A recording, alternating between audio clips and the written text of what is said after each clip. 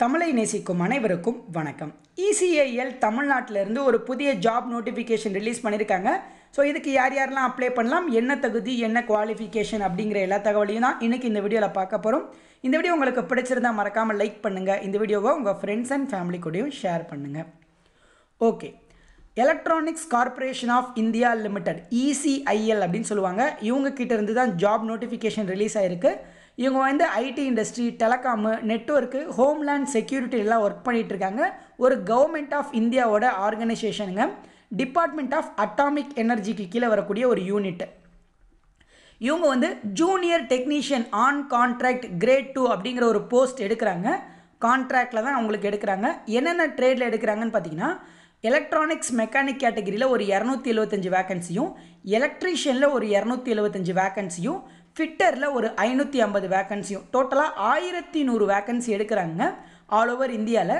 அதே மாதிரி பக்கத்துலேயே ஏஜ் லிமிட் கொடுத்துருக்காங்க பாருங்கள். 30 வயசு வரைக்கும், 18லேருந்து 30 வயசு வரைக்கும் அப்ளை பண்ணலாம் பொது பிரிவினர்.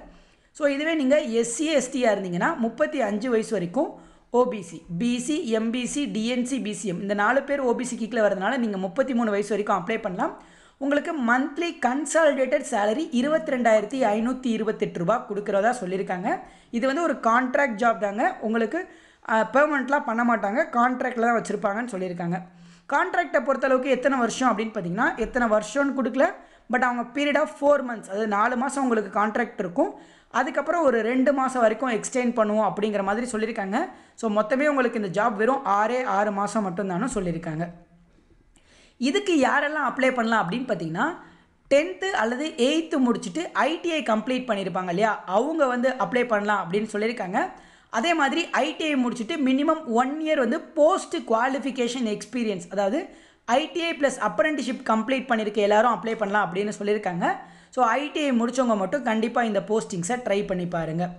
இதில் ஒரு பியூட்டி என்னன்னா, இந்த போஸ்டிங்ஸ்க்கான செலெக்ஷன் அப்படின்னு பாருங்கள். செலெக்ஷனை பொறுத்தளவுக்கு ஒரு வெரிஃபிகேஷன், அதாவது ட்ரேட் வைஸில் ஷார்ட் லிஸ்ட் பண்ணி உங்களோட மார்க்ஸை பேஸ் பண்ணி ஒரு மெரிட் லிஸ்ட் ரிலீஸ் பண்ணுறாங்க. உங்களோட ஐடிஐ மார்க்கை பேஸ் பண்ணி ஒரு மெரிட் லிஸ்ட் ரிலீஸ் பண்ணி அதில் யார் நல்ல கட் ஆஃபில் வராங்களோ அவங்களுக்கு போஸ்டிங்ஸ் அப்படிங்கிற மாதிரி சொல்லியிருக்காங்க. ஸோ குவாலிஃபிகேஷன் வெயிட்டேஜ் வந்து 60%ம், ரிலவெண்ட் எக்ஸ்பீரியன்ஸ்க்கு 40%ம் கொடுக்குறதா சொல்லியிருக்காங்க. இப்போ இந்த போஸ்டிங்ஸ்க்கு நம்ம எப்படி அப்ளை பண்ணுறது அப்படின்னு பார்த்தீங்கன்னா, நீங்கள் ஜஸ்ட்டு ஆன்லைனில் அப்ளை பண்ணால் போதும் அப்படின்னு சொல்லியிருக்காங்க. ஆன்லைனில் அப்ளை பண்ணுறதுக்கு மொத்தமே 16/1 இன்னொரு 3 நாள் தான் டைமே கொடுத்துருக்காங்க. நோட்டிஃபிகேஷனுக்குமே 10ஆம் தேதி தான் ரிலீஸ் ஆச்சு. மொத்தமே 6 நாளைக்கு தான் டைமே இந்த நோட்டிஃபிகேஷனுக்கு கொடுத்துருக்காங்க. ஸோ எப்படி ப்ரோ அப்ளை பண்ணுறது அப்படின்னா, ECIL.co.in அப்படிங்கிறவங்களோட அஃபிஷியல் வெப்சைட்டில் கரண்ட் ஜாப் ஓப்பனிங்ஸில் போயிட்டு நீங்கள் ஆன்லைனில் அப்ளை பண்ணணும். ஆன்லைனில் அப்ளை பண்ணுறதுக்கு ஃபீஸ் அந்த மாதிரி எதுவுமே கிடையாது. ஜஸ்ட்டு நீங்கள் அப்ளை பண்ண போகிறீங்க, அப்ளை பண்ணி ட்ரை பண்ணுங்கள். ஒருவேளை உங்களுக்கு மார்க்ஸ் இருந்துச்சுனாலோ இல்லை வேறு எதுவும் கிடச்சிச்சினாலோ கண்டிப்பாக சரி, ஒருவேளை உங்களுக்கு நல்ல மார்க்ஸ் இருக்குது அப்படின்னாலும் இல்லை ஒரு ட்ரை கொடுத்து பார்த்தீங்க அப்படின்னாலும் கிடச்சிதுன்னா ஒரு 6 மாதத்துக்கு நல்ல ஜாபாக இருக்கும். முடிஞ்சால் விருப்பம் இருந்துச்சுன்னா கண்டிப்பாக ட்ரை பண்ணுங்கள். அதே மாதிரி உங்களுக்கு யூஸ்ஃபுல்லாக இல்லாட்டி கூட உங்களுக்கு தெரிஞ்ச ஐடிஐ முடித்தவங்களுக்கு இந்த ஜாபை பற்றி ஷேர் பண்ணுங்கள்.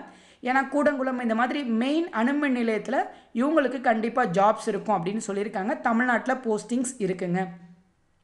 ஸோ இதை தவிர இந்த போஸ்டிங்ஸ் பற்றி டவுட்ஸ் ஏதாச்சும் இருந்துச்சுனாலும் கண்டிப்பாக கமெண்ட்டில் கேளுங்கள்.